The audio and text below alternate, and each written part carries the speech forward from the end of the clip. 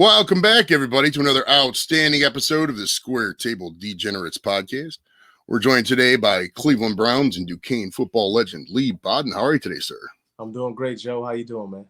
Not too bad. It's about 40 degrees here in Cleveland today. We're doing all right, North Olmsted. Hey, that's perfect in Cleveland. As long as the sun's shining. Anytime there's sun, it's just a good. It could be like 10 degrees for sun out in Cleveland. You're good. Yeah, you're good. Now, I read on the internet you were born in Hyattsville, Maryland, right outside of D.C. and went to high school there. Now, first question, is there a Hyatt in Hyattsville? I'm not sure. I ain't stay at many hotels, but I'll tell you right now that the internet does lie because I wasn't born in Hyattsville, Maryland. I was born in Washington, D.C. And so that's what a lot of people see there on the internet. Again, I mean, there's a lot of information on the internet, and obviously that's where we get information from, but sometimes it's not always true. And here's one example of it. I was born in Washington, D.C. So It's all over the internet that I was born in Hyattsville, but I was born in Washington, D.C., born and raised there.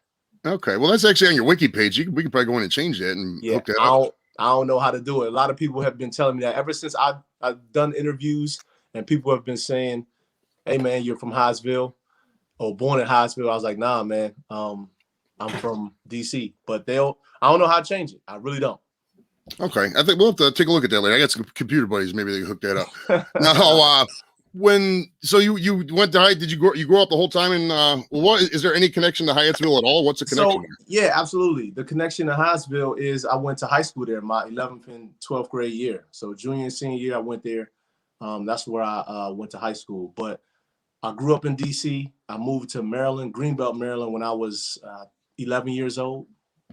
And then I lived in Greenbelt for the duration of till I went to college. Okay. Now, did you go there? I think it was called Northwestern High. Where'd you go to high school? Northwestern High School. Yes, home of Len Bias. Oh, no way! That's awesome. Yeah, that's awesome. Are you old enough to remember Len Bias? No, but I heard a lot of stories about him. I know his mother through my girl's. Her father is a real close friends with her, so just heard stories from that, and heard stories just along the area, just talking about Len Bias and how great he was, and obviously sports shows talk about him as well. He went to University of Maryland, which is in Hyattsville. Yeah, college park. The 30 for 30 on Len Bias was really good. I actually got a Len Bias jersey. If I'd have known that, I would have rocked that jersey today. Yeah, so that's the crazy thing is that's the only time that I knew was back then, like 99, 98, throwback jerseys were kind of really starting to be out there like that. And somebody had a Len Bias Northwestern. I was like, that's when I finally knew that he went to Northwestern. I didn't even know. They didn't have things out there on the high school. They didn't have no jersey up, no anything of Len Bias. So that's the only time I knew. Yeah. Yeah, because I got the white Maryland one. I wore that to we had an 80s throwback party at work. I rocked it. So I didn't know until I saw that jersey. That's crazy, man. I wonder why they wouldn't honor him and something like. Maybe it's just the way he passed away. That's kind of weird. That's what a lot of people speculate. You know what I mean? That's the only thing that I can say. I mean, I don't have nobody to ask these questions. You know, in high school, but that's the only reason why you would think that they don't talk about him. But I think, man, if I'm not mistaken, like I think Jim Hansen even went there. I believe. Wow. Yeah, but it's still no commemoration or anything like with Northwestern and Jim Hansen. I believe it's one of those guys that did the drawings for Disney or something like that. Okay, I think maybe the Muppets guy. No, it might be the Muppets guy. It's something. It's something like that. You can look it up, man. But yeah, we'll have to take a look at that. Yeah. Now, when you were coming up in high school, did you play any other sports besides football, or was it just only football? Absolutely, I played basketball, and I thought I was going to the NBA. But I mean, I ain't grow tall enough to like pursue those dreams. So I felt like a 6-foot cornerback was better than a 6-foot point guard because it's a million of those, but it wasn't a million of 6-foot cornerbacks. So that's why I chose football instead. But basketball, I mean, I was pretty good, man. I was dropping 40 on people in high school my senior year. Yeah. Okay, so you were a point guard. That was actually one of my next questions. You made you pick football just because you didn't really see the size to go to the NBA? Yeah, I mean, well, the size, like I said, it's a million 6-foot point guards out there. You know what I mean? But it wasn't a million 6-foot cornerbacks. So Right. I just felt the odds would be better. And I just thought football, I loved both sports, but I was a point guard, and again, I was scoring, but it needed to be put in the forefront.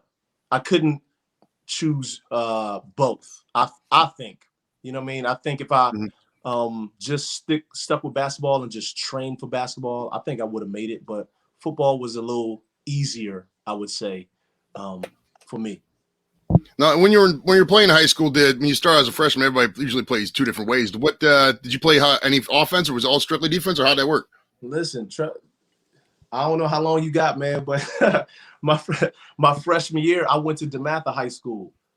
That was in Hyattsville as well. That's one of the best high schools that's around here for sports. But I didn't even play basketball or football. I was just like a little nervous going to that school, so I didn't even go out for basketball or football until my sophomore year at DeMatha. And then, I kind of rode the bench. Not kind of, like I rode the bench. Oh, wow. My sophomore year. And I said it in my speech before I did a commencement speech at Northwestern High School. And I told them that they threw me in the fourth quarter as the final whistle blew, like at DeMatha. Like, so they said, Leigh, go in. And this was the fourth quarter, and then the whistle blew for the game to be over.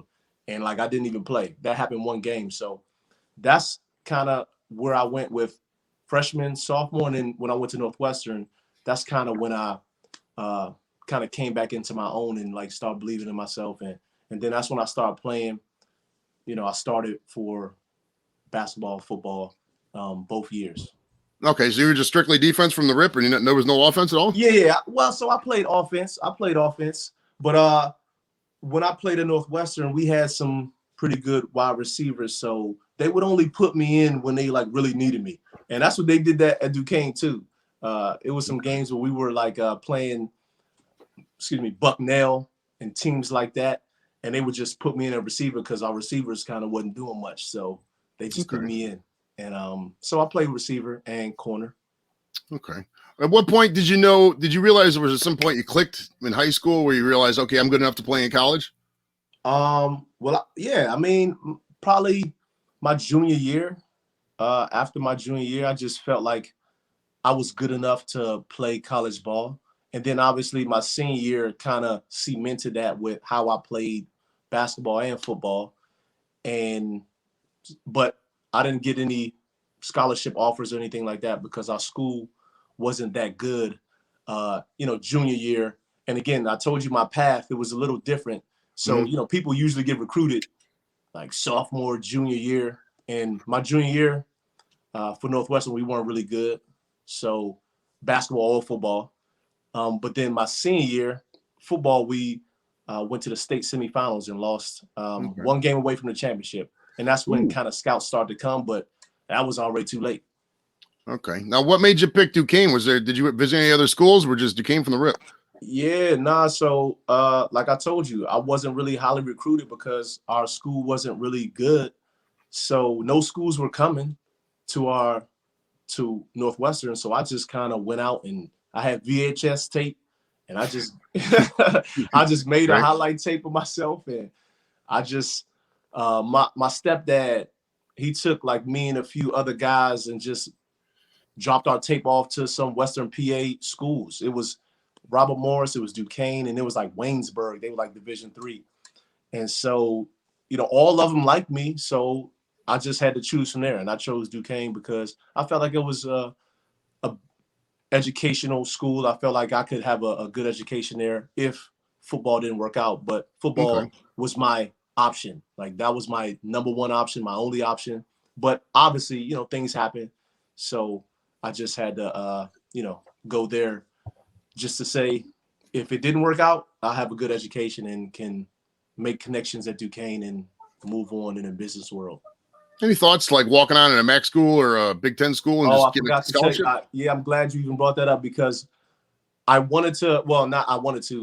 Maryland is another school that I dropped the tape off because, again, they're right behind my school, Northwestern. So I dropped the tape off, and they saw it and they liked it, but they wanted me to be a recruiter walk-on. And so obviously, you know, like I said, I'm shopping my tape as a senior. They already got their scholarships. They already got everybody in line. Right. So they said, you know, I could be a recruiter walk-on, but I felt like I was ready to play, like immediately. So that's why I went to Duquesne. But then I was actually going to transfer after my freshman year at Duquesne because it was kind of too easy. You know, I was like, man, this is too easy. And I felt like I wasn't going to make it there because nobody came there, no scouts, no, you know what I mean? So I felt like if I just walked on at Maryland and then at least got 1 year, my senior year, to play, show them that I can play, and I could probably get drafted or something or go to the league with 1 year playing at University of Maryland in the ACC. Okay. Well, at the time they were in the ACC. And then they joined the Big 10 or Big 16 or whatever the hell it's called now. Now, was it finally cool going to a different city? Were you in DC most of your life and then, you know, going to Pittsburgh? Or? Yeah. All my life I grew up in DC, Maryland. It was kind of a culture shock because, like, to be honest, man, I was around Black people all my life, you know. Right. In Pittsburgh, it was diverse. You know, it was a lot of whites, Blacks, you know, different ethnicities there. And so I was kind of homesick my freshman year. That was one of the reasons. Again, I wanted to come back home because I was homesick. I felt like I wouldn't make it to the NFL from there. The competition wasn't that great. A lot of things. And shit, I couldn't even pay for the schooling because it was non-scholarship. Oh, wow. Now, did you stay on campus or off campus when you were at Duquesne? So I stayed on campus my first 2 years. I actually got kicked out the dorms my sophomore year. Hey, I got the same thing. I went to Kent. I went a little older, and I got kicked out of the dorms. I actually got suspended for a year when I was like 25. So I feel like no big deal. Yeah, I got kicked out the dorms, man. So I had to find a place, man. I couldn't find a place immediately, so I just stayed with some teammates. I was like sleeping on their couch for like, I don't know, 2 weeks, 3 weeks. Oh, wow. Yeah. Did you ever get sick of looking at all the black and yellow everywhere in Pittsburgh? I did. Yo, what's crazy is that's what made me hate Pittsburgh even more because of their fans. I was like, oh man, I couldn't take it. I could not take it. And that was, man, one of those years. It was they should have went to the Super Bowl, or no, they thought they were going to go to the Super Bowl because they were supposed to face like the Raiders. That's when the tuck rule came in. Oh yeah, it was one of Brady's first games. Yeah. And so they just were like obnoxious a little bit, but I grew to love them though. But obviously, I was still a Redskins fan. You know, they were the Redskins in the Washington football team. But then I started not looking at football as a fan anymore. I started looking at it as they're my competition. So I looked at it a little different. But yeah, the black and yellow, I hated it. I despised it a little bit. And then I was kind of happy that I went to Cleveland, you know, to get to play against them. But all my friends from college, they were like, man, when y'all play, we'll root for you. Yeah, but we want you to lose. Yeah, you actually stole my next question. You were a Redskins fan growing up. Is that any inspirations, guys playing football like that? Deion, when he played for them for a little bit or anything like that? Oh, yeah. I loved Deion when he played. Obviously, it was the end of his career, but I looked up to Deion as a defensive back. Charles Woodson, loved him as well. And they wore number 2 in college. You know, that's the reason why a lot of people wear number 2 because of Deion, because of Charles Woodson. So, yeah, it was great.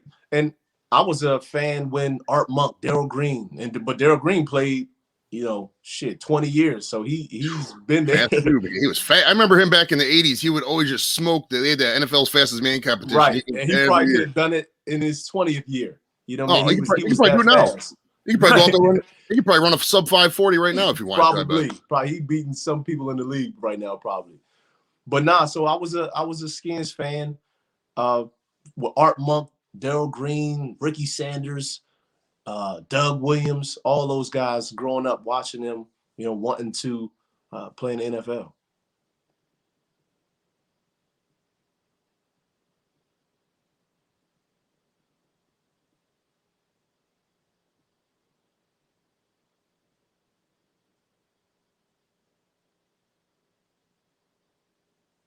We here? What's up, man?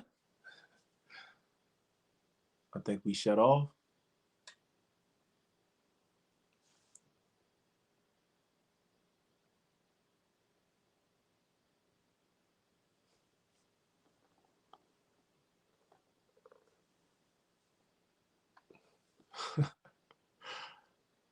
Technical difficulties.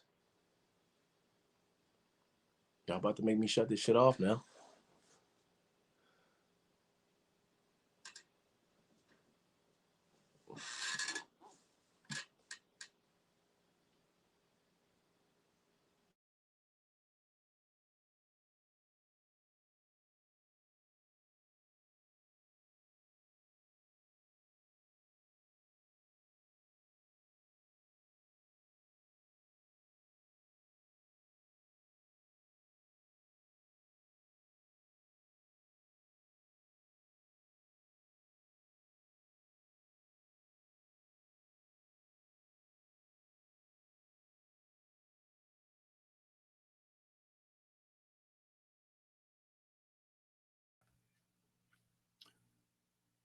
Bear with me here.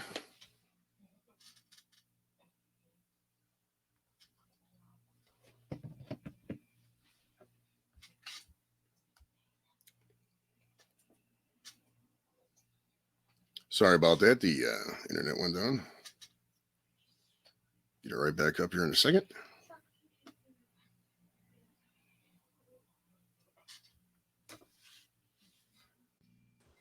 All right, sorry about that. We back?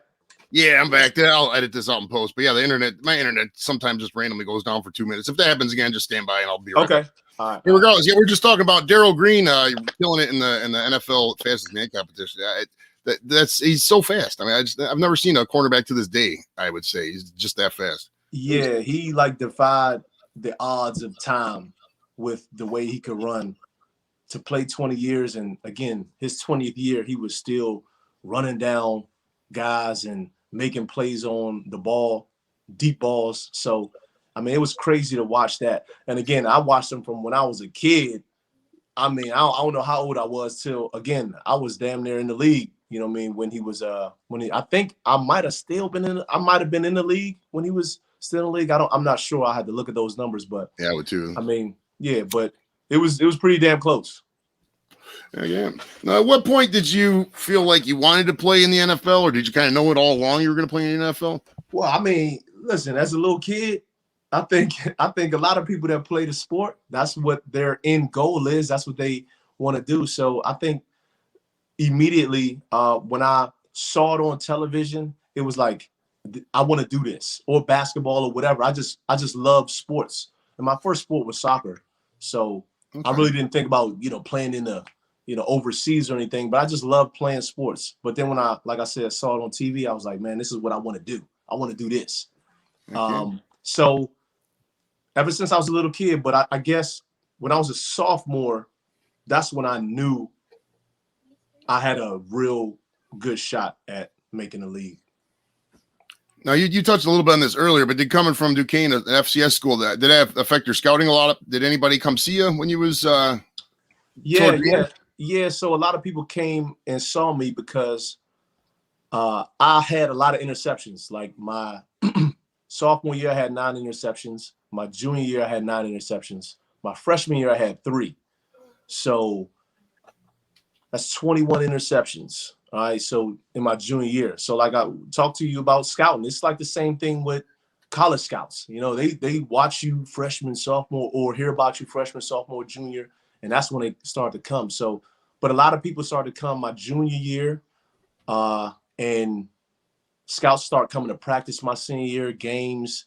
And that's when I knew, obviously, I really knew that it was definitely a possibility of me going to the league in my junior, senior year because of those things. So, but it took a lot for me to get these scouts to come to Duquesne.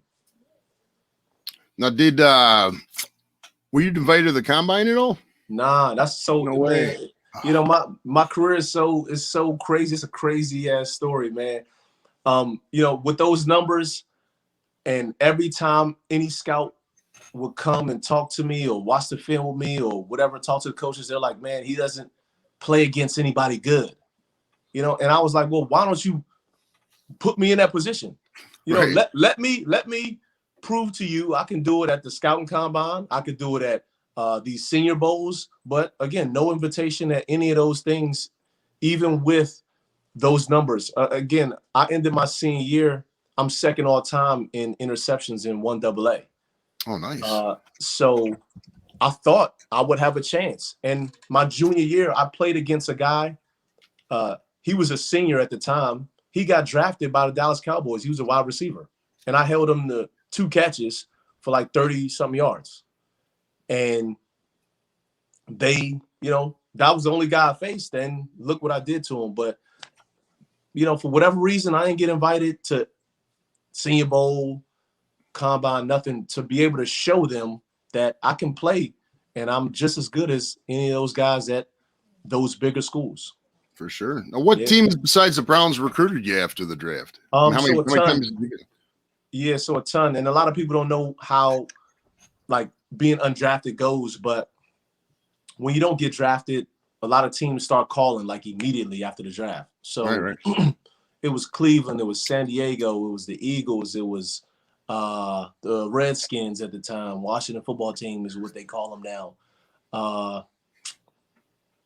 Who else? It was a few other teams. I just can't remember.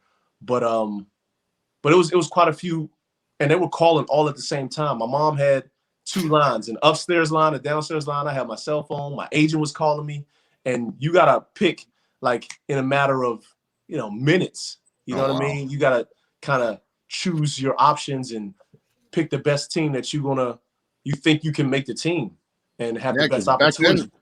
Back then, people, I mean, younger people don't realize you could just text and Facebook message. No, back then you would have to call landlines and right. It was landline. You know, it was none of this technology now. So it was difficult. I had to hang up, call back, call this person, tell my mom, hey man, I'm on the phone with Cleveland, and she got the Eagles upstairs. I'm like, man, I can't talk to him. I'm on the phone with my agent. So it was just chaos for I couldn't even tell you, maybe 10, 15, 20 minutes, maybe. But I had to make a decision at that time because, again, I mean, you got to think they're calling a lot of free agents at that time. Right. You know, so it's like, you know, if somebody say yes, then that's, you know, one number that may not help me out, you know, so I got to make a decision quick. So I chose Cleveland because I just felt like that was the best opportunity for me, maybe special teams, maybe, you know, playing some defense early on, but really just trying to stick on a roster.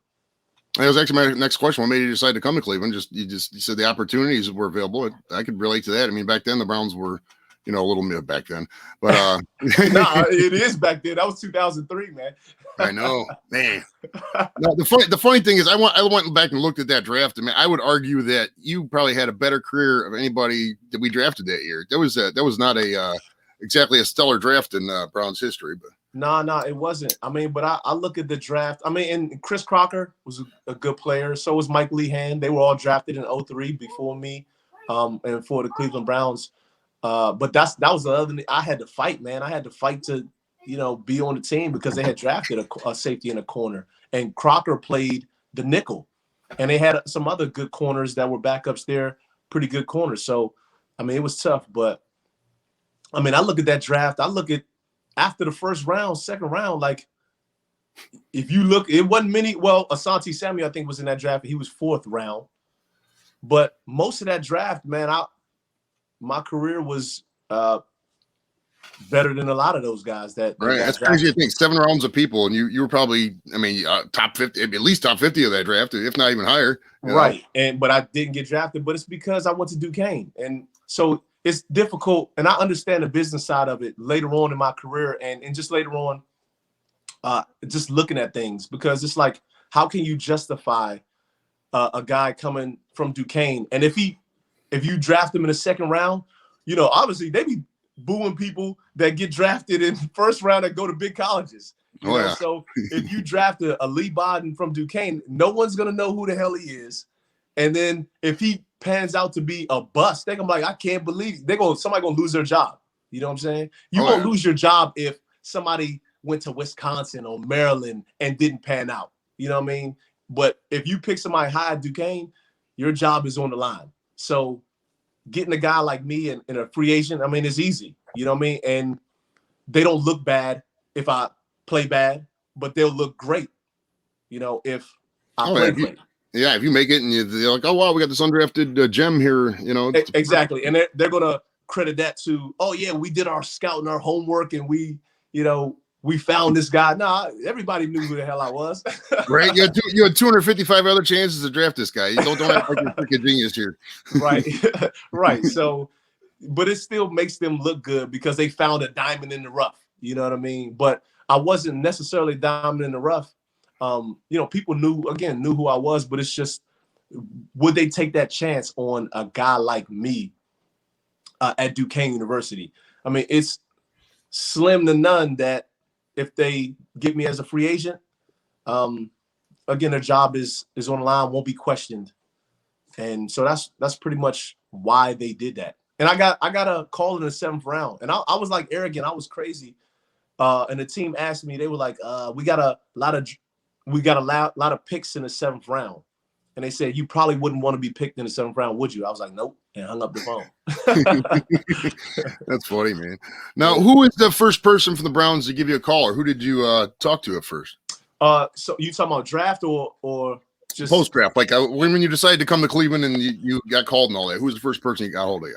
I mean, it was a scout. It was a scout. I don't know who it was. I don't remember what scout it was.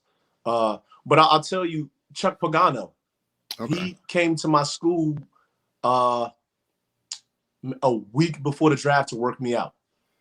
And like I got like a busted lip from that workout too. I was like, man, Cleveland owes me for this. Because one of my friends, Chuck wanted to see me against a wide receiver. So one of the wide receivers ran routes against me. And he was going so hard. You know what I mean? Yeah, right. Because he was like, well, shit, you know, maybe they might like me if I'm killing Leigh. And he busted my lip, man. But Chuck Pagano came work me out. He kind of did some X's and O's with me. And I didn't think I was going to go to Cleveland because this was the first time I'd heard from Cleveland a week before the draft. And I was like, there's no way. But, you know, that's where I went. Now, how was Butch Davis when you first met him that first year? You know what, man? Butch Davis was I liked him because he showed that he had confidence in me. And that's really all you want as a player is you want somebody to feel like they got confidence in you. So I remember one time the preseason game, we played Atlanta Falcons. It was I want to say it was the last preseason game in 2003. And he put me in the first quarter against some starters, or it was the first or second quarter against the starters. Peerless Price, I'll never forget it. Like I was playing good against him, but then they got to the red zone and they threw a double move on me and scored. And I was like disappointed. I was like, damn, you know, I kind of let the team down. I looked bad, blah, blah, blah. I ran to the sideline. He patted me on the helmet. He said, don't worry about it, man. You're going to make a lot of plays in this league. And after that, the rest of the game, I mean, I had PBUs, tackles. I played great. But, you know, that helped me. And I remember receivers used to talk about how he would ask them what they thought about me and Mike Lehan, because he was like, man, those are going to be the cornerbacks of the Cleveland Browns' future. And so that kind of, again, gave me confidence as well. So Butch Davis in that aspect, I really liked him and respected him for that. Now, when you first moved to Cleveland, or first got here, where'd you stay? Man, I stayed right in Berea, right with the movie theater. What is it? I forgot what movie theater that is, but it was right in Berea, Ohio. It was like around where Perkins is. Okay, I know where it's at. Yeah, I don't know exactly, but a lot of guys lived in those apartments. And, you know what I mean? We used to go to the movies for free. They used to let us go to the movies for free, just walk across the street. So that was like fun. It was damn near like a dorm because, again, a lot of the young guys stayed in those apartments. So we used to hang out and just have fun and go over each other's houses and go to movies and all that. Okay. Now, what point did you figure out you're going to make the team? Was it like Major League, how they leave a thing in your locker with your cut and then you walk down the thing? I mean, how stoked were you to make the 53-man or 47-man roster back then? You know, so that's crazy that you say that too. So at first, all I thought was 53-man roster. I thought when you make it, like you suit up. But like you just said, like if you make the 53-man roster, you don't even, everybody doesn't suit up. So you gotta, it's like 40-something people that suit up. So I didn't know that. But going back to me knowing that I made it, I kind of, again, you got confidence in yourself. You think you're gonna make it, but I didn't know until man, Dalen McCutcheon had he used to have it's a Labor Day type of cookout at his house. And I went over there and like somebody asked me, they was like, you still on the team? Like they didn't call you? I was like, I ain't getting no call from nobody. And so they were like, well, then you made the team, because I guess at that weekend or those days, that's when they make calls and call people in to let you know that you didn't make the team or practice squad or whatever. Okay. So I never got a call from nobody. So you just found out randomly at Dalen McCutcheon's party you made the team. Yeah, but see, I didn't know. The players just told me that if I didn't get a call, then I'm probably good. So I just went into work like it was normal. You know what I mean? Right. But again, I guess other people were getting calls and they were letting them know, turn in your playbook. But I just never got that call. So I was like excited a little bit in my head because I was like, well, damn, I made it. But I really don't remember if a player, I mean, not a player, if a coach called me or Scott, I really don't remember. But I just remember that moment over Dalen's house where I kind of knew that I made it then. That's awesome. Now, when you were your rookie year, did you play the first couple games, or what was your? How did you make it into the rotation? Special teams. And that gets to my point what I was talking about before. Like, so after I made the team, they have a meeting and they talk about the 53-man roster. They were like, okay, we're down to the 53-man roster, but 48 or something, 47 will dress. And I was like, what? I was like, hold on. I thought at least I was going to put that jersey on and have my name on the back and just run out there, even if I didn't play. I thought I was just going to be able to do that. And so I was like a little nervous. But the first game I suited up on special teams. And the first game against the Colts, 2003, I got a tackle. It wasn't the first kickoff, but I was close. I was close to getting a tackle on the first kickoff, but the second kickoff, I got a tackle. So I was in a rotation my very first game as a rookie. How is it first walking out there and you see 70,000 screaming idiots like me, Browns fans? How's that feel, man? Man, it's damn near like a movie. Like you see in a movie, like when you get that chill, when you see something in a movie that like gives you that, I don't know, that aura. It's like that. I got that. And especially when the Star Spangled Banner right before that and the planes flew over. Oh yeah. Oh man, I just got the chills and I was like just amped. It was a beautiful sunny day. But running out there, man, on just seeing that crowd, and it was just amazing. And like you said, like the first kickoff though, it was like a movie. It was like I only heard my breath and my heart beating. I didn't even hear the crowd. Right. And I'm just running down, just focused on trying to get that tackle because I'm like, I want the crowd to see me make this tackle. But again, I didn't make it, but I made it the second time. But it was a crazy experience to experience that because again, coming from Duquesne, it was like 2,000 people in the stands. It wasn't, you know what I'm saying? I can't look up. You look up in them stands, it's packed. Everybody's screaming. So it was a little like different from Duquesne, but that's something that I wanted. And that was one thing again that scouts talked about, like how can he handle something like that?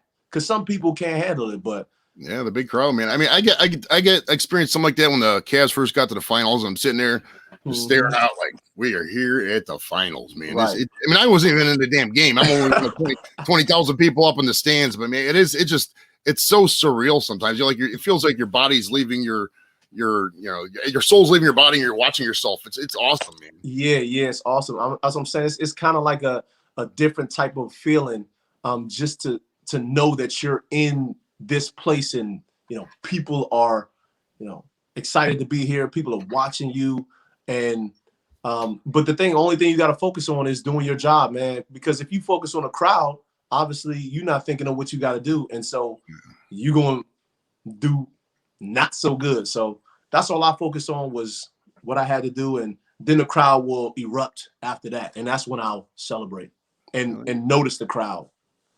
Now, you were part of the historic 2004 Browns season. Now, do you know why that season's historic? No, I do not. That was the last time the Browns won an opener, was 2004. What? Yeah, we haven't won one since. 17 years later, still, even this year, we didn't win an opener. Wow. So bro, you got to remind me, who did we play? Was it Baltimore? I want to say it was Baltimore. Yeah, I think it was Baltimore. Yeah, Baltimore. And I remember that game. So 2004, man, I only played 8 games, and I wish, man, I played all 16 because that game, I want to say I had like 5 special team tackles or something like that, 4 special team tackles, something crazy that year. And I probably would have made it to the Pro Bowl as a special teamer, but I got hurt the 8th game. And I ended up with 18 special teams tackles, and nice. I think the leader had 23 that year. Nice. Now, 2004 had been a weird year for you because when they fired Butch Davis middle season, how did that did that affect you? How did that feel in the locker room? Yeah, so I'm saying 04, I only played 8 games. So I got hurt. I tore my pectoral muscle. So I was away when this happened. I would just get calls from guys because I would go in and out to get rehab. My daughter had just been born, so I was there at home a lot, trying to rehab there and just be with my daughter. So so I don't know exactly how it affected the locker room because I wasn't there, but guys just called me and told me it was crazy that he just up and left. But Terry Robisky was a good interim head coach. He was a good coach, great guy. I like Robisky. He's good. Yeah, we loved him, and that's probably one of the reasons why they gave him that job. And I heard, man, he made the facility just more family friendly, more relaxed. More relaxed a little bit, and guys like that. So I think that transition, guys just had a good transition because of Terry Robisky. Now, I was looking up that year after you did tear your pec muscle or your shoulder there. After that injury, I just want to point out the Browns did lose 8 games in a row, and it probably was because of a little bit because of your injury there. Well, I will hope that's the reason, but I mean, I wasn't that big of an impact. No, we had some big guys on that team. Ask you a random thing on that. Did the Browns, did the losing seasons ever get to you at any point being in Cleveland? Nah, you know what? That's crazy. Not so much. One, because I was young, right, and I was just kind of feeling my way out. And I just, whatever it was, I was just playing. I didn't care. I just wanted to do my best. But I think the guys were so close in that locker room that they made it still a great environment. People weren't like hating each other because this, that, pointing fingers or anything like that. Everybody was just trying to get on the same page and just trying to gel together. So I think that's what made it not so bad. Obviously, we wanted to win, but sometimes the players couldn't go week 1, so I started against Cincinnati, and I had a pretty good game. I had 2 interceptions. They called one back, but I played well against Hushmanzada, Chad Johnson, of course, and those guys. But then I had a little injury, so I sat out like the next game. And then they brought Gary Baxter in. And so I kind of sat the bench for maybe like 3 or 4 weeks until Gary got hurt again against Detroit, which is ironic. And then I started the rest of the season after that. Now, that year you started getting a little bit more interceptions and fumble recoveries, it looks like. Does that, your special teams background, did that just lead for you to getting a nose to the ball, knowing, being able to read the quarterback and see when to tackle and all that? Did we freeze? Shit.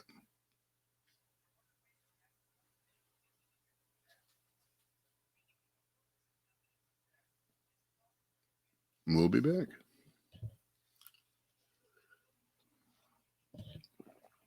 I think my internet's good this time. You still there, Leigh?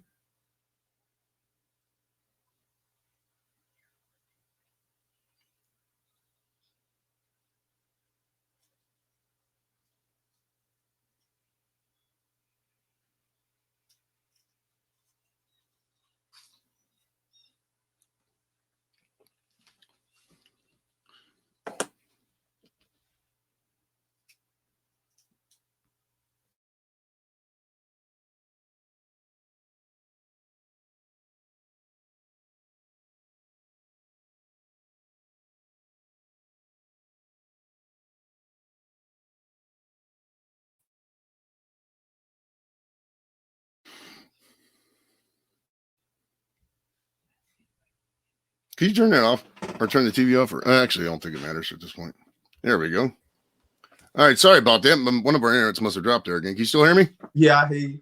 All right, good. We were just at oh, you were talking about 2005 season. What were some of the memorable plays you remember from that year? Your interceptions and all that. Man, I don't even remember. I had 3 interceptions that year. 05. I got one against the Texans. I got one against the Raiders, and in Cincinnati. Okay. So again, the first game of the season, I got an interception. Again, I had 2, but one got called back. Then my very next game starting against the Texans, I got an interception. And then the Raiders, I got an interception later in that year. Okay. Now, the 2007 season was one of my favorite years that you played. That was one of the, I think since we came back in 99, there's only been like 3 winning seasons, 3 or 4, and that was one of them. Was that something special at that point? That was your best year statistically, as far as yeah, statistically, that was my best year. And yeah, I mean, we felt like we were a playoff team. We went 10-6 that year, but we fell short because we didn't beat an AFC team to be 10-6, but have the tiebreakers and all of that. At the end of that year, we needed Indianapolis to beat Tennessee for us to go. And in Indianapolis, they were already in. They rested their players. So we didn't get in because Tennessee won. But that was going to be my first taste of the playoffs. We really thought that we could do some damage in the playoffs or just, compete. But again, being in the playoffs would have been great again that year. Obviously, 2002 was the last time they were in the playoffs. But, yeah, we were 10-6 but missed the playoffs. I was actually just going to ask about that Colts game. So it's got to be fresh in your memory. The Colts sitting there starters in there. Was there any animosity towards you guys? How salty was you at that point? I was salty, but the thing is, I didn't even watch the game because when I seen that they rested their players, I was like, oh, well, we're done. I didn't even get my hopes up to watch it, to be failed, to hate. So I just didn't even watch it because I just knew that they weren't trying to win. So they weren't going to win, and we weren't going to be in the playoffs. But again, man, we had our chances to win, to beat an AFC team. I mean, we lost to, again, the Bengals, I think the second to last game. And if we'd have won that, we'd have been in. All we needed was another AFC. We could have went to the playoffs 9-7. Oh, yeah. But we just needed an AFC win, but we didn't get an AFC win. Our last game was against the 49ers, which is NFC. That didn't really matter in the race of the AFC playoffs. So that whole year, 2007 was great for Cleveland fans because the Buckeyes were in the national title. The Tribe went to the World Series. Right. I think the Cavs even went to the championship there. Yeah, I believe so. Yeah. And it so you guys get the playoffs, and it's like, there we go with the Browns bad luck. Right. You didn't get the freaking playoffs. Like the Browns couldn't get right, man. That was the only team that had the chance to kind of complete a great year for Cleveland, but we just couldn't do it, man. But it still was an exciting season just to have a winning season because the previous seasons were losing seasons. I think all of them that I've been a part of from the 2003 season were losing seasons, but then to turn it around in 2007 was something special for the coaches, for the players, for everybody, for the fans. Yeah. Now, did you we were talking about my Josh Cribbs jersey before the show. Did you bomb with Cribbs when he came in? Because he was from DC as well. He's a undrafted free agent. And you guys both play special teams. And was there any connection there? Yeah, no, it's absolutely a connection there. I mean, and we knew some people from the area. We both knew the same people. And I remember, to be honest, I was just having this talk with one of his buddies.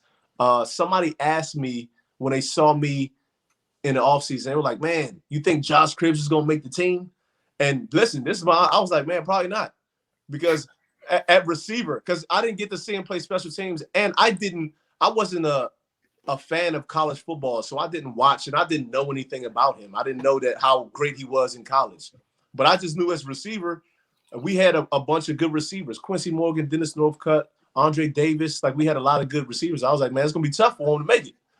But obviously, with him playing special teams, it was something special about him.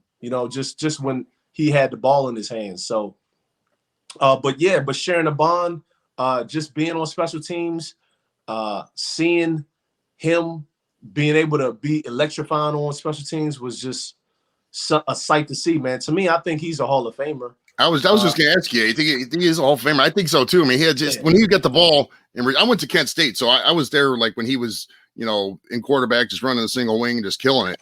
And so I remember when they signed him. I remember on Facebook he even broke. I was like, yes, we got Cribs. That's awesome.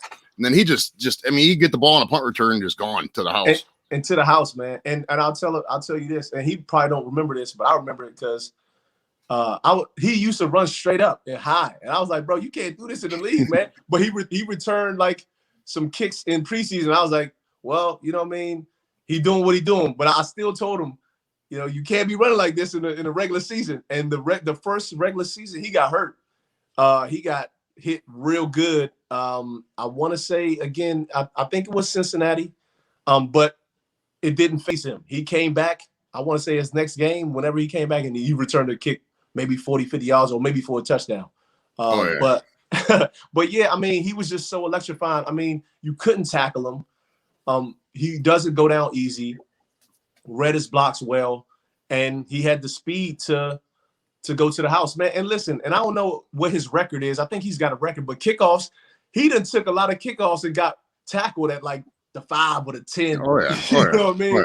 So he could have killed whatever record he has, or if he doesn't have that record, he could have it because he got caught a couple times. But I think he's a Hall of Famer, for sure.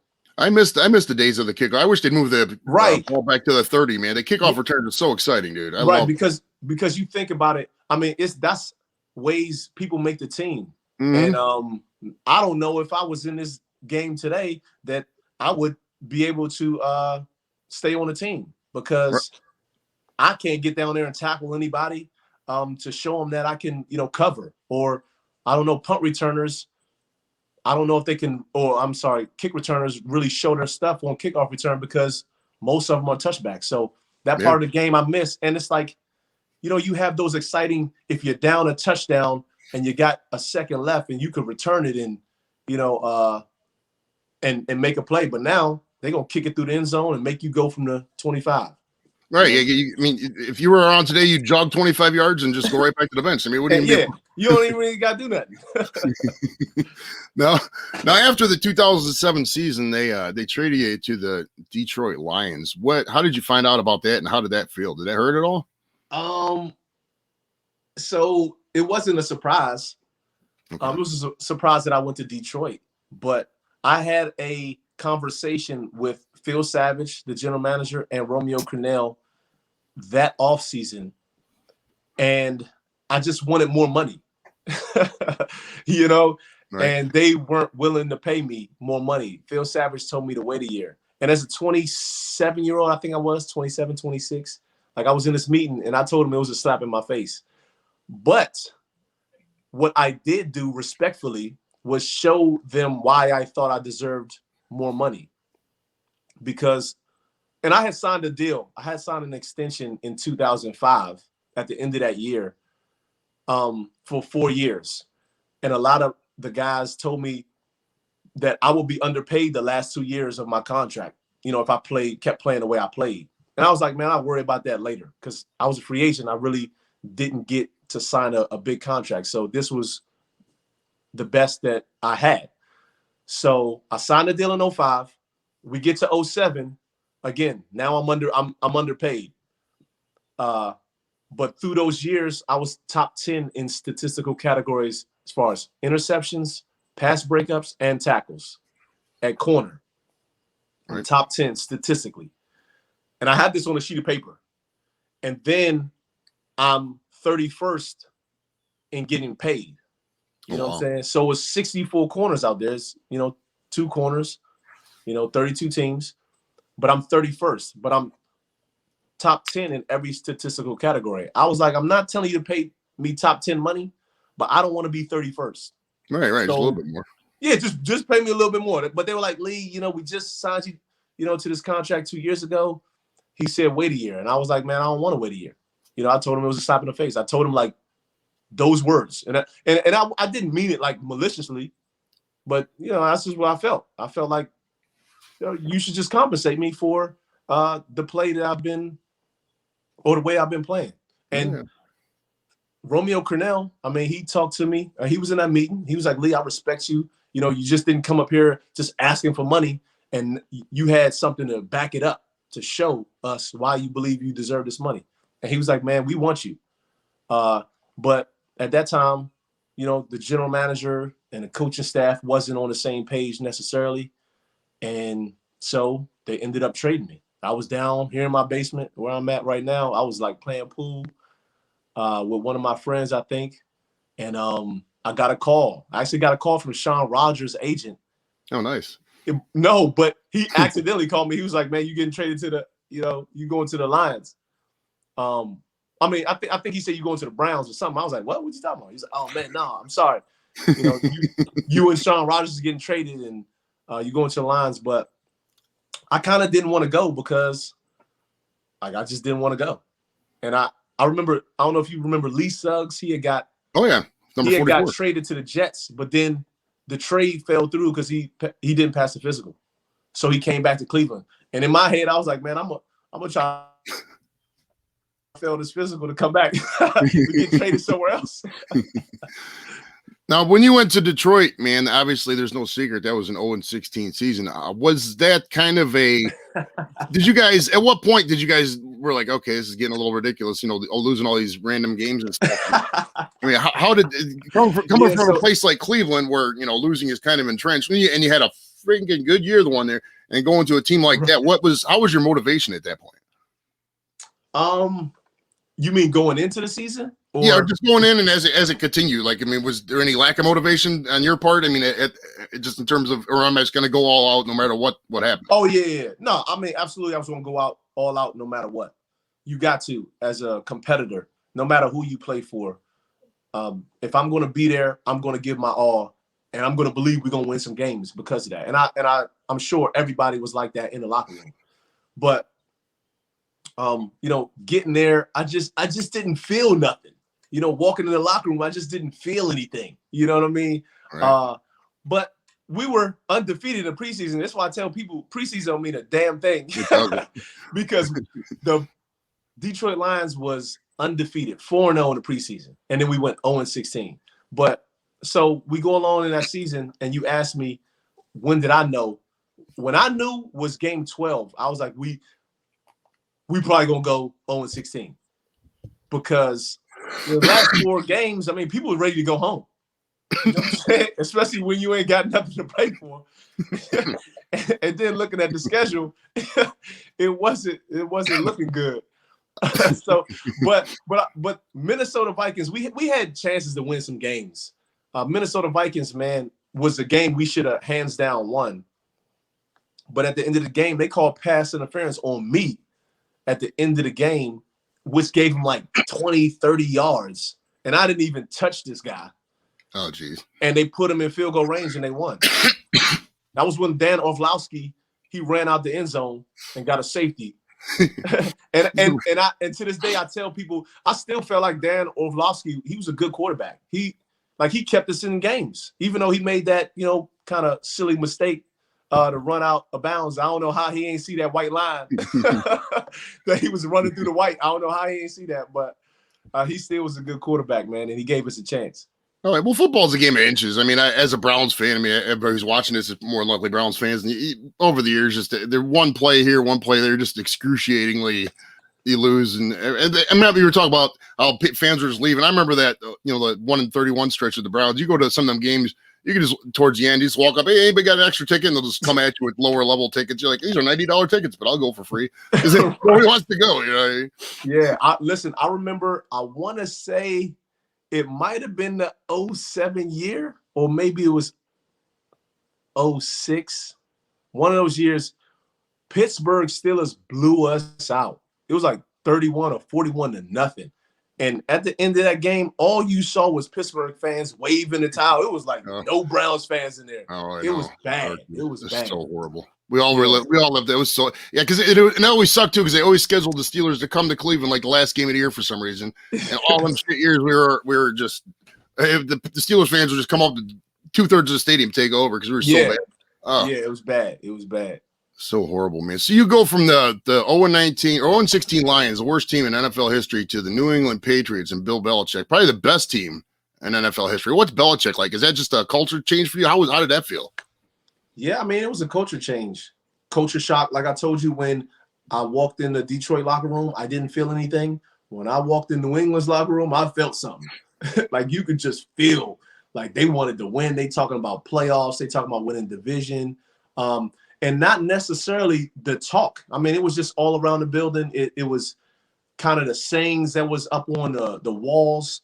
It was just, that's what was expected there when you went there. So then that's just raising your level and your mindset when you walk in that building.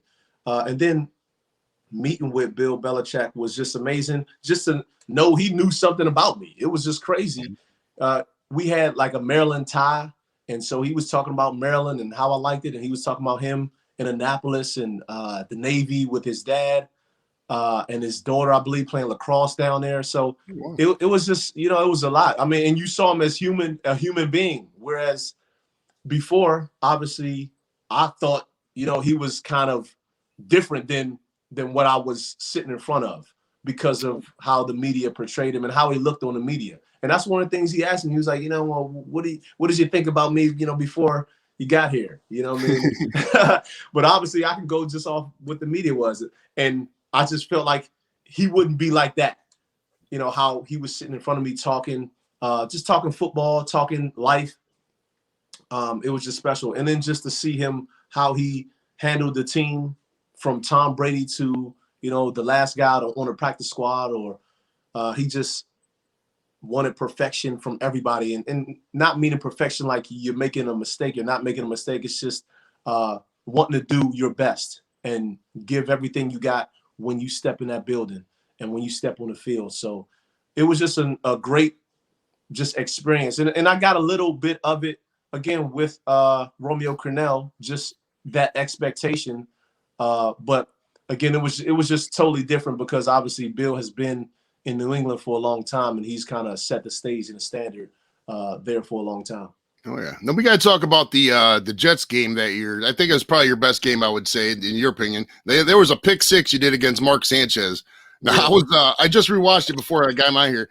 Now, did you laugh when Sanchez tried to dive and tackle you at a half-assed attempt to stop the touchdown, or what? How cool was that? I mean, not at the moment. I wasn't laughing. I was just like, I gotta outrun this dude. You know what I mean? Because he had the angle. He was far ahead of me, so he had the angle. I was just trying to outrun him and get as close to the sideline without stepping out of bounds and getting to that end zone. But then after that, I'm laughing. I'm smiling because I know, it's a touchdown. So it was just that was fun, man. And Sanchez and Sanchez was on somebody's podcast or somebody's show. And he talked about how I saw him in the offseason that season in Miami. And I bought him 3 drinks because I got 3 picks from him. And I was like, man, thanks. Nice. I appreciate it, man. You made me a lot of money. Now, would you say that was your favorite or best game as a pro? Or what would your favorite or best game be? Nah, I mean, statistically, obviously, that was my best game, having 3 interceptions. But, man, I had a lot of great games where I didn't get no interceptions. Like Brian Russell, he was he played with the Browns. He was a safety. And what he used to say all the time was, they're not going to throw it to you when you cover them. Good quarterbacks are usually going to throw it to you when you make that mistake. Right. And so a lot of games, I was like mistake free. And so I didn't get a lot of balls thrown to my side. So, but a lot of times some quarterbacks are going to try you. You know what I mean? Because they feel like they can fit it in and squeeze it in a tight coverage. And sometimes they do, but sometimes they don't. But I think I had, a ton of games. I would say even the Jets game earlier that year, I didn't have 1 interception. But I'll tell you what, if he threw it a couple times, I probably would have got an interception return for a touchdown, but he just didn't throw it. Gotcha. So at cornerback, it's a little difficult to say whether you got a bunch of picks and that was your best game, or you didn't get any picks and that could be a good game too. So Now, did you ever think some of the guys who were playing with you in the Patriots back in, what was that, 08, 09? Do you think they would still be playing today, 2021? I mean, guys like Brady, and obviously Gronk was younger back then, but I mean, these guys are still going. I mean, how do they find the motivation to keep going at our age to play football? I mean, that's rough. Listen, I mean, you never, well, I don't want to say you never lose the motivation because when people do lose the motivation, they usually stop playing. And I mean, you can look at a Calvin Johnson. It's injury goes along with it. And that's one of the reasons why Gronk retired, that he said that was one of the reasons. You know what I mean? I mean, his body was getting put through so much and you just can't do it. You know, you can't practice that much how you used to when you were younger. But it's just keeping your body up. And Tom Brady, I mean, he keeps his body up. He eats right. Alex, his guy, comes in, takes care of his shoulder. You know what I mean? As quarterback, you don't need much. You know, I mean, as long as he take care of that arm and stays in some type of shape, he going to be good. He doesn't get banged up like a Gronkowski or a running back or a Calvin Johnson. So, but I mean, would I have believed Tom would still be playing now? No. Gronk, Gronk neither. You know what I'm saying? But again, Gronk retired, but he came back.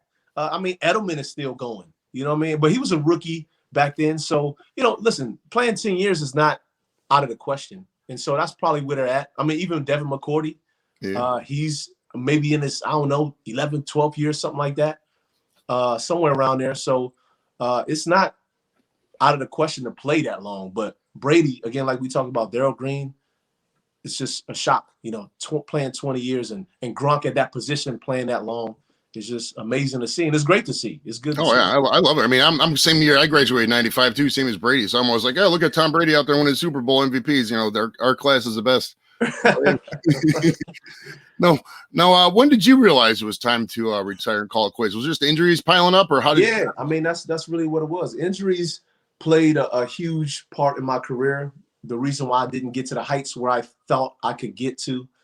In 2011, it happened. I hurt my back, and I had atrophy in my leg because it was running down the right side of my leg. So the herniated disc, it was a lateral herniated disc, and it was pressing against the nerve that ran down my leg. And so my right leg was just bad, and my hip, my groin, my back, my knee, my ankle, everything was bad on the right side. And I was playing like this in 2011. Oh.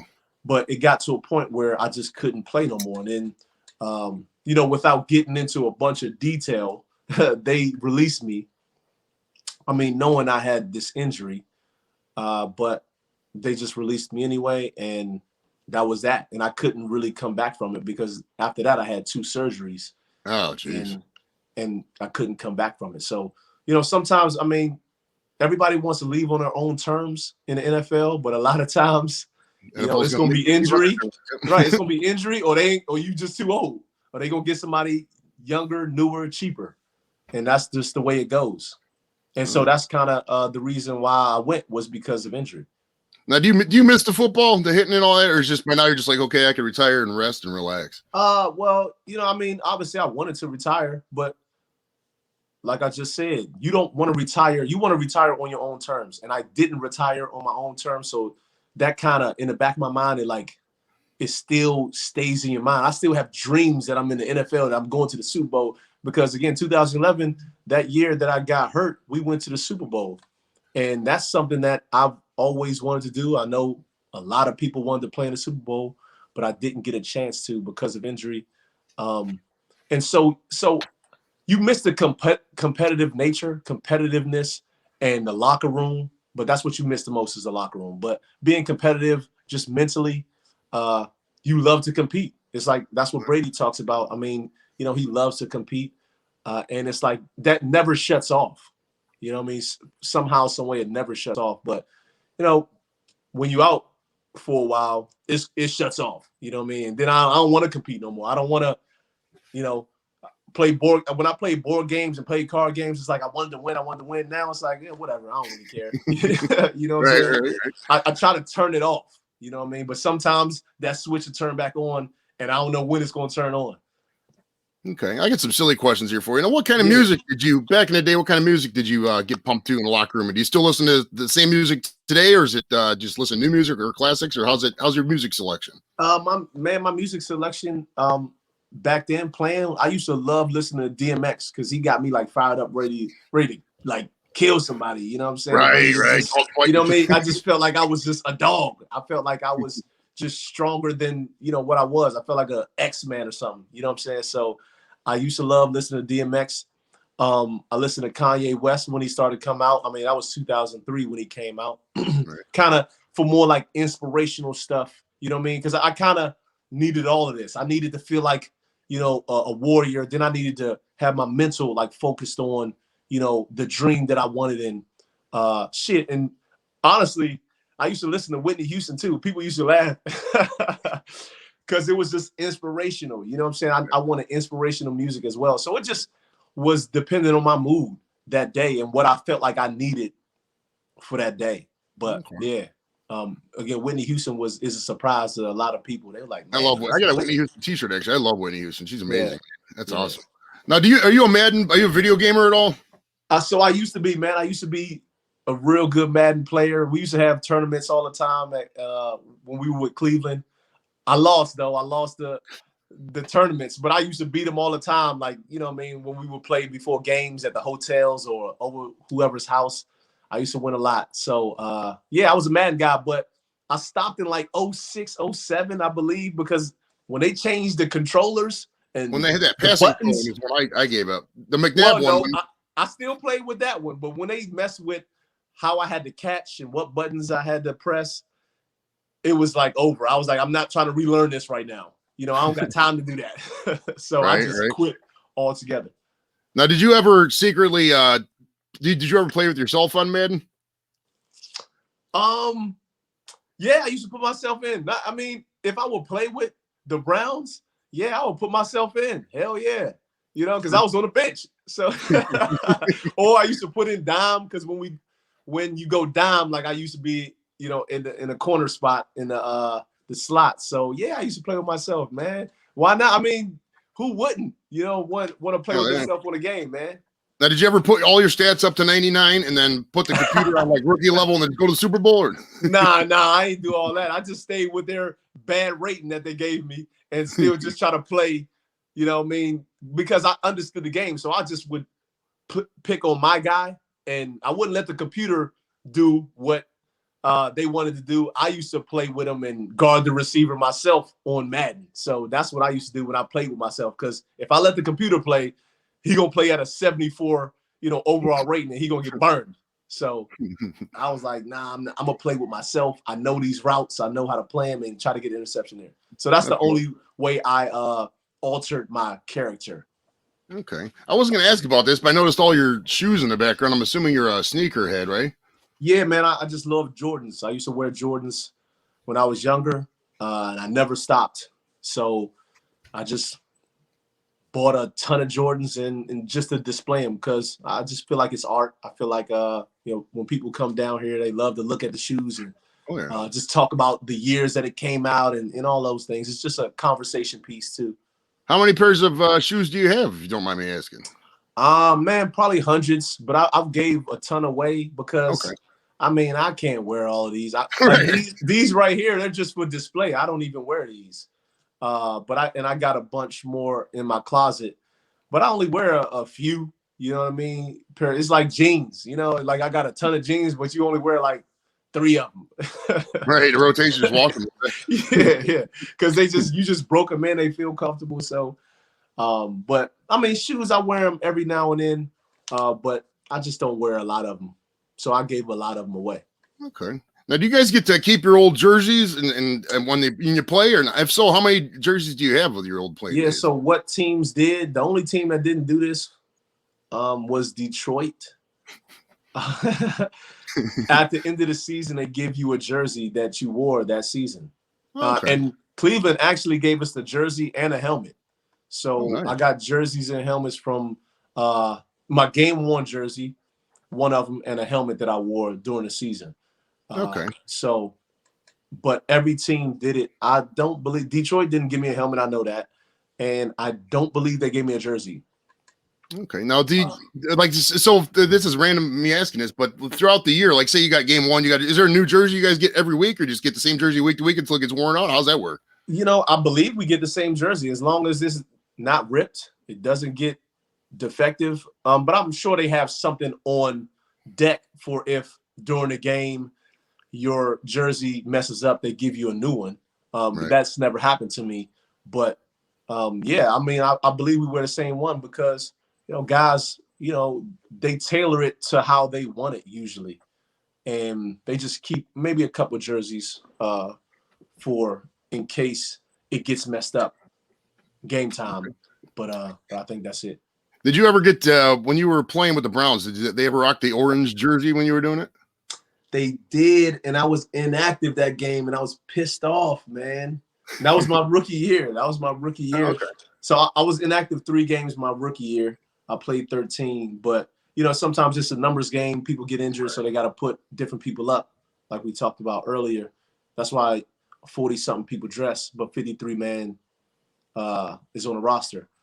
But we wore, and it was against the Raiders. Jerry Rice was playing. I was like, man, I want to be out there with Jerry Rice. You know, but I didn't get to rock those orange jerseys, man. What was your favorite out of all the jerseys? You can go back to college and high school. What was your favorite jersey out of all the favorite color scheme jersey that you are most like? Okay, this is me, Leigh Bodden. This is my jersey right here. You know, I love the brown that you got on. I love just the regular Browns jersey. I like it. I like the classicness of it. But So obviously, I love the newer version of the Browns jerseys now because now they rock it with brown and brown or white and white. You know, they just, you know, mix it up. Whereas we didn't mix it up too much back then. And I believe that's the team's preference or how they're going to do it. Or like Thursday night games is where they did, you know, like white on white, you know, or they put brown on brown or whatever it was. And that was like a Nike thing, I guess, where they had those jerseys. But we had some different, I think we had a orange and brown, I believe, orange jerseys and brown one time, you know, or brown jerseys and orange pants, either one of those combinations. But it wasn't really that crazy when I played as far as the combinations. But my favorite is just the classic Browns jersey, brown and white pants. I think it was because the fans, we really bitched because when they went to those god-awful ones, the one that I hated the most was the white jersey with the orange numbers. I don't know what they were thinking on that. That was so idiot. I cringe every time I look at that. Not only because of the 1 in 31 seasons, but just it's just hard to look at, man. It really is. What year was that? That was 16 to up until about last year, like right after Manziel's rookie year. That year after that, up until like last year, because this is the first year they went back to the classic ones. Oh, okay. Yeah, I have to look at them. I don't know. But I mean, I liked almost every jersey that the Browns had. Even though it was a little different, I liked it. I just like the combination of colors: brown, orange, and white and black. You know, no other team in any sport. I think maybe the Padres. No other team in any sport rocks browns as the primary color. That's awesome. Yeah, man. It's dope. I love the color scheme. So what are you doing these days, and how are you dealing with COVID and all that? Oh man, COVID don't bother me at all, brother. You know what I'm saying? I feel like that's a bunch of nonsense that they putting out there. I mean, it's not saying that, people haven't died from it and all that. I'm not insensitive of that, but, people have died from the flu, people died from a lot of things. And, they have a different agenda, you know what I'm saying? And I don't like to get into that, you know what I'm saying? But I like to live my life. I don't want to be controlled on how I live. So I just been living normal, man. I've been traveling the world, man. I love Africa. I've been to Africa. My first time was in 2015. And I've been every year since. And I'm looking to buy some land there. Okay. But I have property in DC. I opened a gym as well. That closed down because of COVID, because of all the restrictions and things like that. I didn't want to have any lawsuits and people getting sick and, kind of talking about the gym because of that. So I stopped that as I think it was 2020 when, all the hoopla of the pandemic kind of was really big. So I've been just doing things here and there, but really just living, man. I mean, we worked to retire, bro. And I retired at 30, even though that's not the number that everybody retires at, and you know, a lot of people start their careers at 30. You know, I ended my career at 30, and I was fortunate enough to save enough money to be able to just live and do what I wanted. And, you know, that's what everybody talks about, man. They talk about they wish they can go back to being a kid and, you know, having no responsibilities. And that's kind of how I live. But I still have responsibilities, but it's not too overwhelming. You know what I mean? I could just enjoy life because that's what retired people do. They go and they've worked for so long and they just go off and buy, you know, go on an island somewhere and just enjoy the rest of their life. But so I'm just going to enjoy the rest of my life, you know, probably in Africa and some here in America. And just, you know, I just want to live free and live how I want to live, bro. That's awesome. What can I ask? What country in Africa have you visited? Yeah, I'm sorry. Tanzania, Africa. Okay. It's on the east coast of Africa. It's right above South Africa, ain't it? Isn't it like right on the coast there? Madagascar? Yeah, it's probably a couple countries higher than South Africa. Okay. But right on the east coast, like I said, of Africa. And Zanzibar is an island right off of the coast of Tanzania. Man, Bill Gates got a private island over there, over there. Yeah, so it's beautiful over there. And I just went because I loved animals. And so the Serengeti is there too. That's one of the largest plains of you know, land out there. And I used to watch National Geographics when I was a kid, man. So I always wanted to go on a safari. And to me, that was the best place to go. And I fell in love with it. And so I just kept going back. And I climbed Mount Kilimanjaro. Like I was just going to ask you that. How was Kilimanjaro? That had to be fun. Yeah, it was amazing, man. It was amazing. The journey was crazy. Just to see those sights, man, be above clouds, have lunch above the clouds, and just push myself to a limit that, again, the competitiveness in me was like, man, I want to be able to accomplish this. And I accomplished it, had a good time doing it. Even if I didn't get to the top, man, it was just a bunch of stops on the way that were amazing views. So again, Tanzania has all of that. And I just fell in love with it because of all that they have to offer. And I can go on a safari every day, to be honest. That's like going to the zoo, man. I just love animals. But to see them in their habitat and hunting and playing and fighting and all of that, man, it's amazing to look at. It's better than people watching. I think it's better than people watching. It kind of is. It's like football, but with, you know, death and life and just natural nature involved, and it's kind of the same thing almost. Yeah, and it's just nature. It's just nature, and I love nature. You know what I mean? It's just like people love sitting on the beach, listen to the ocean, hearing the wind blow, and seeing the sky and the sun. You know what I mean? I love all that too, but I love seeing animals in their natural habitat and just interacting with each other, and again, seeing the survival of everything. And it's just a really amazing time when I go. And like I said, I could go every day because that's what I used to do. I used to sit in front of the TV and watch National Geographics when I was a kid and just look at these animals all the time. You say you've seen the safaris. Have you ever been like, oh, there's a lion 100 feet away and he's running at you, or anything, any close calls or anything like that? Nah. So I got a bunch of crazy videos where lions is like right there, right outside the car, and they walking right past me and looking right at me, and shit, a couple of them growled at me. And I tell people